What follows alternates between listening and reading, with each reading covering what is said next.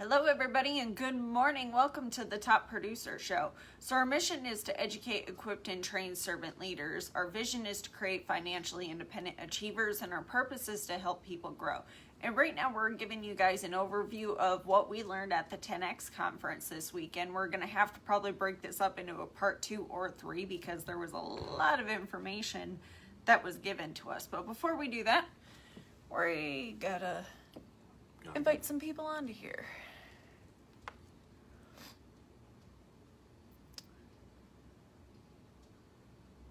Boop-a-doop-a-doo.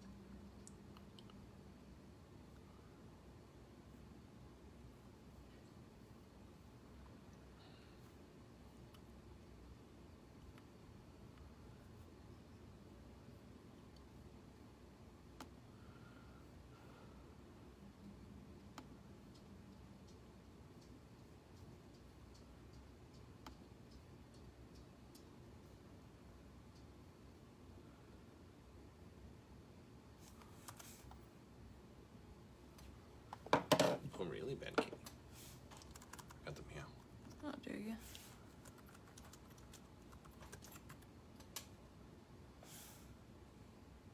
How you doing?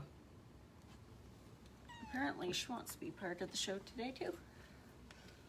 Want to be on the show? Yeah. Yep, she's funny. Yep. Shamala, hello. All right, so let me pull up my notes here. And we left off on Cindy Eckert, and all these speakers were absolutely great. You can learn something from everybody, and some people I may not have gotten as many notes, but I still got something where I'm like, oh, that was good. So for Cindy, attitude of gratitude, even in your darkest moments. So she was talking about in her darkest moments, like she was just like, what are the positives? What is something that I could have learned from this experience? Because sometimes things don't always work out, and you got to be able to look at it from a different perspective to be like, what is the lesson in this? And then Grant asked her, what does 10X mean to you? And she's like, 10X is the difference between a mediocre life and a courageous life. Tyrese Gibson. Tyrese was great to listen to. I actually didn't know that much about him either. So he was really fun to listen to as well. So, and he talked about how visions are physical, and you have to, visions are physical. So when you're trying to strive for your goal, like what is your goal? Like, is your goal to own a plane? If it is to own a plane, what does it look like? What type of plane is it? What type of interior is it? How much does it cost? And he's like, you really have to get down into the details of figuring out what exactly it is. So that way what you start doing is you start actually talking it into existence, because the more you talk about it, the more you're actually going to be able to go do it. And he says, get off of the pity party. Nobody cares unless you're on your way to doing something great, and nobody wants to sit and listen to you whine. He's like, so many people get on this pity party of like, no matter what happens, he's like, a gold brick could land on their lap and they would still find a reason to complain. So also, you want to be able to find the right partners with the right passion, because he's like, if you don't have the right people who are running with you, it could actually set you back. He's like, this is one thing. He's like, if you have somebody who is in your group, he hires people. So he would say, he's like, if I have somebody in my office that is not the right person, then we need to basically get rid of them. And he's like, what we end up doing is we do the sandwich technique. He's like, we always end up working with people to see what we can do, but if somebody is not right for the group, then we need to remove that person from the group. Brandon Dawson is the next one.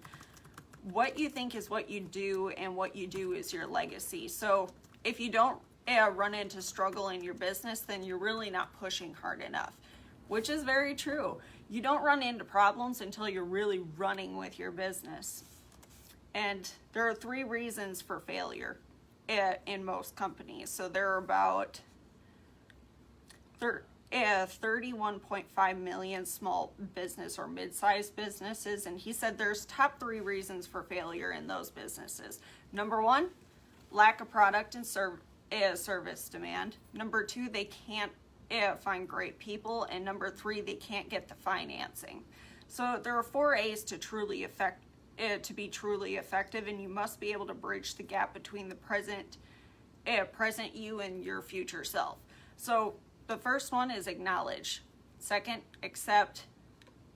Third, act, and then attack. So those who do not develop themselves cannot develop others. He was very big on that. He's like, you're not going to get anywhere with other people unless you really work on yourself. 10x 360 growth formula. So there's 4 P's to that: promote, profit, process, and people. And the 4 M's: model, mimic, master, and multiply. The 10x movement. Okay, so for the 10x movement, he says you really need to work on your collaboration, because there's no such thing as individualism. Can't talk today, goodness. But you need other people. It can't just be yourself. There's a lot of things that you have to do to be able to show people what you're about to go do, but you do have to have a team of people. Conquering, and you, ouch, hey. Sorry, cat's trying to scratch and she's fallen off of my lap and taking my leg with her. Ouch. So conquering with trusted people, having that team of people that you can lean on, and these are the people that you can build with. And value creation with attack speed. So to get big, you can't think small. And let's see.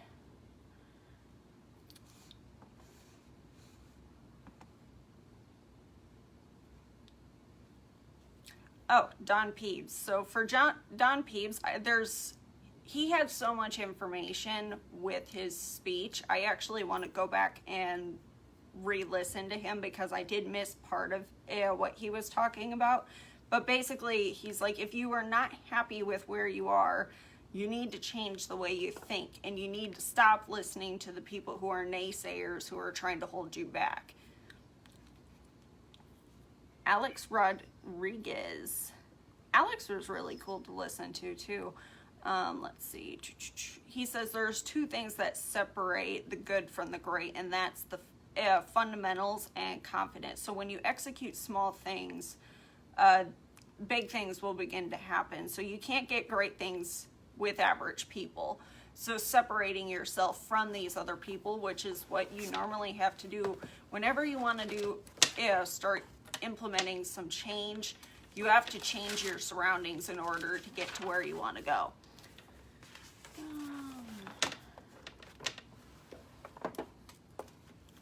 So he does a lot of hiring too. So he says, I don't need 9 people who are average. I need 1 person who could cut the line. So, and then he talks about some of his failures in the past. He's like, I have a PhD in failure, but I also have a master's in not giving up.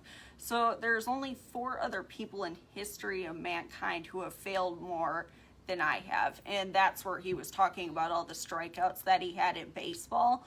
And he's like, could you imagine that? Only 4 other people have failed more than I have. He's like, it puts into perspective. He's like, but I also have a lot of wins under my belt too. So results come and go, but to get upset, you have to get obsessed with the process. Because even if you don't always win, there's always a lesson that you can learn. And he's like, I had to get very good at learning those lessons so that way I can do better. Okay.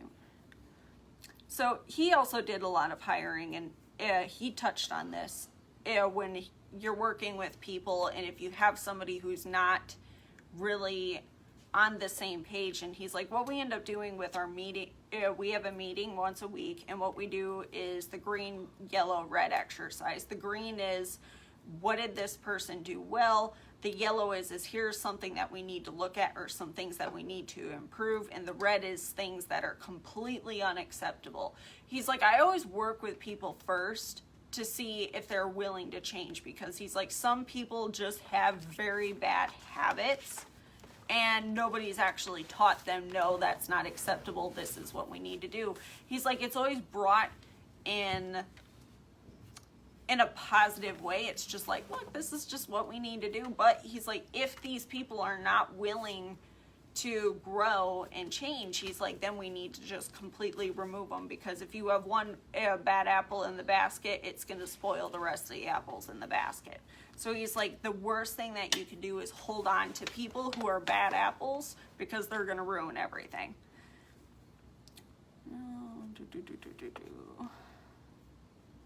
All right, and then the last one that I have is Grant Cardone. And he talked a little bit about, hold on, let's see.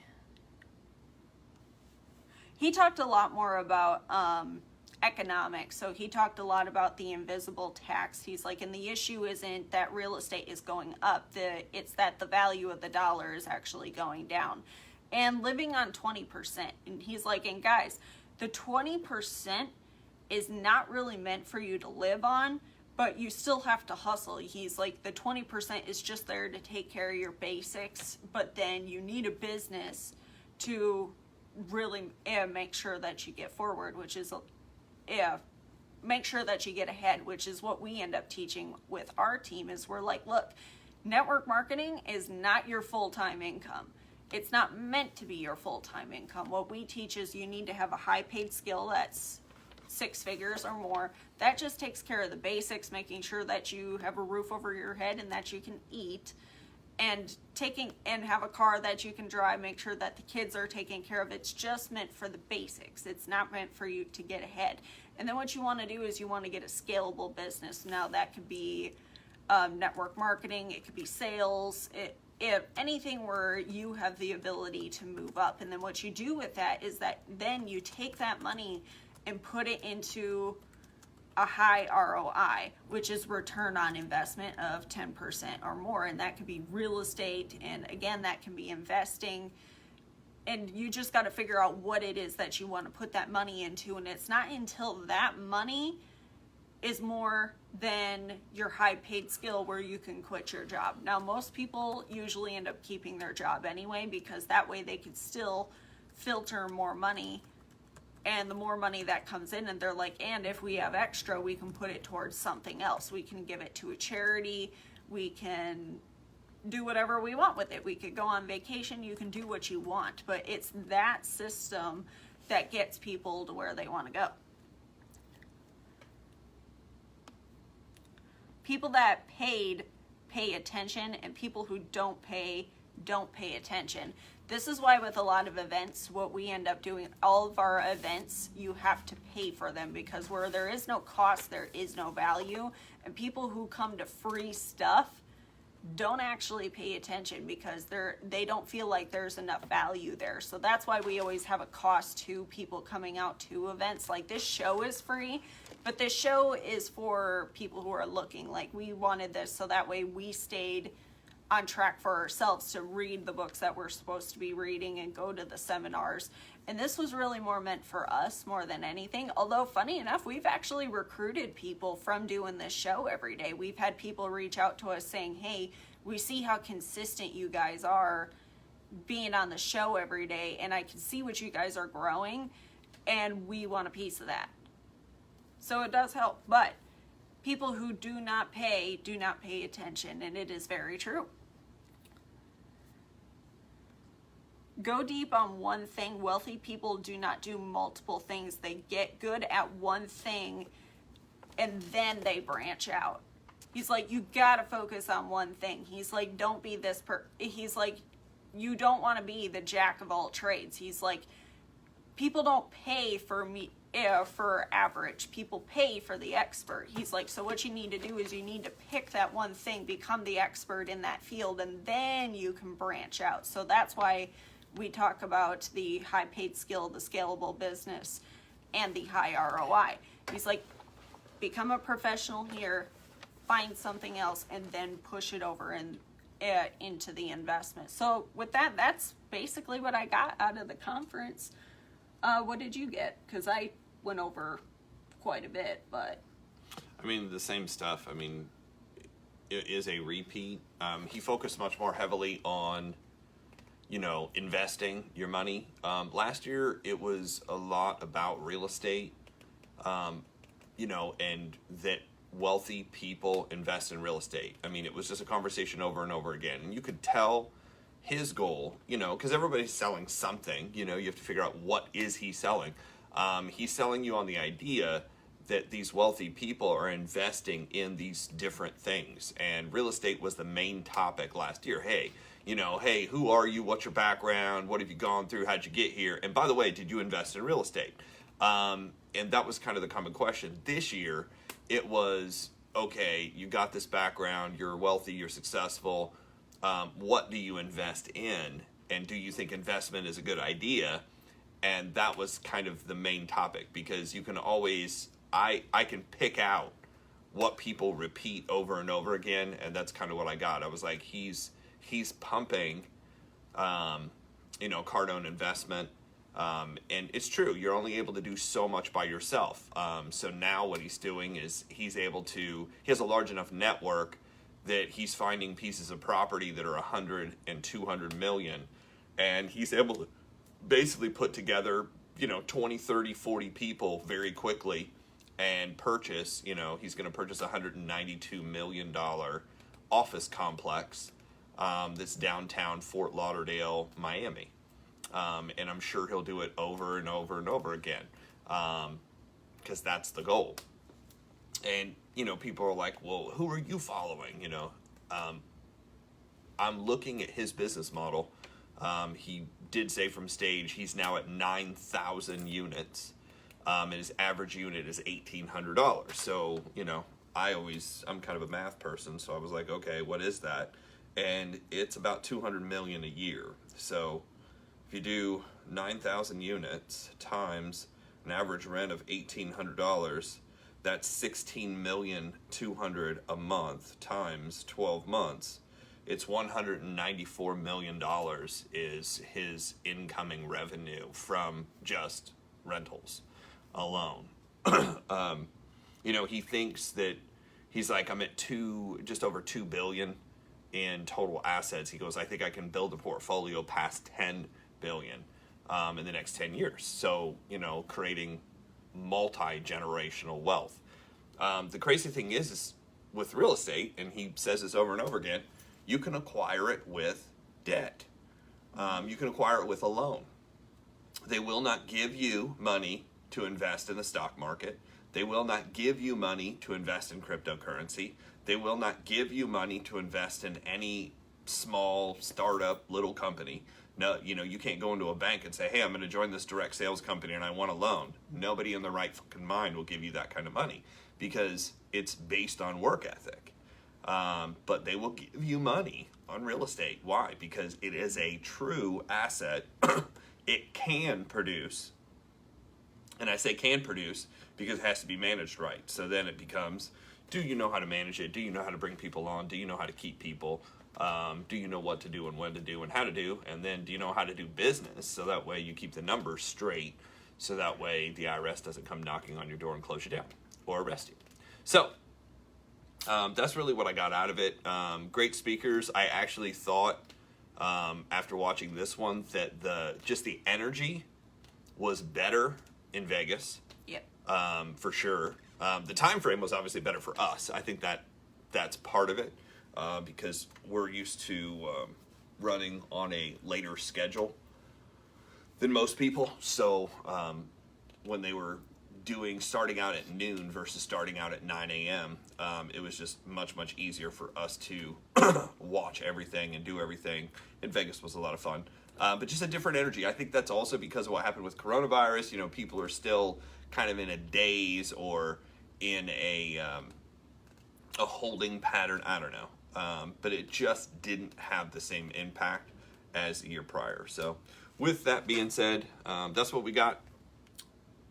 Well, that's what I got. And tomorrow we'll be back on the book, which is If You're Not First, You're Last by Grant Cardone. So, if you guys haven't yet, you want to go to the Top Producer Show Facebook page. I'm actually going to be posting the notes that I took from the 10X conference. And, sorry, cats are shedding and I got hair everywhere. But I'm going to post the notes for that on the Top Producer Show Facebook page.